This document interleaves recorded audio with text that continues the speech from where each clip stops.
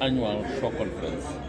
SHOW stands for Safety, Health at Work Conference. At this conference, we invite all key players in industry to converge and discuss issues that concern safety and the health of workers across Zimbabwe. This conference has been running for the past 60 years, so it's really a very important conference for NASA, and it's our flagship conference. During this conference, technical papers will be presented covering all workplace hazards, how to present them, how to prevent them, commonest causes of injuries and diseases in workplaces. So different industries will be presenting their experiences, and our technical people will be intermingling and discussing these issues because they are very important issues. To us as NASA, the regulator, we bring all these people together so that when we go and visit workplaces regulating OSH, which is our key deliverable, people will also be knowing exactly what we expect. It is also an opportunity even for our own inspectors and promotion officers and our doctors to be able to interact with the industry that they regulate and learn their experiences, learn their challenges, and be able to provide solutions for them. As you know, us as a regulator, our primary aim is to make sure that accidents and diseases are prevented in workplaces. But we know that at times these things, they can always happen. And when they happen, us as NASA, we will compensate. So basically, that is what is going to be happening in the next 3 days.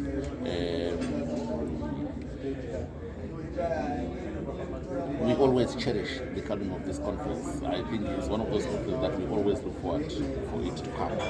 And as you will experience throughout the next 3 days, it will be loaded with technical papers and very critical decisions that will be made. We have our board members, the whole NASA management structure from the board to executives. They are all here.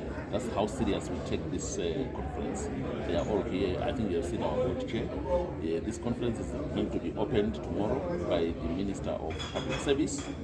So again, you can understand how important this conference is.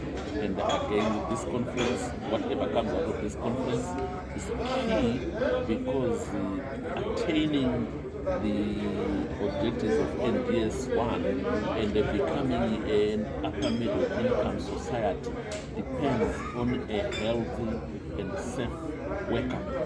If our workers are not safe, if our workers are ill, if our workers are stressed because of workplace stresses, then the achievement of any economic boom will be lost. And also, as you would know, this country loses around 15 million US dollars every year to diseases of workplaces.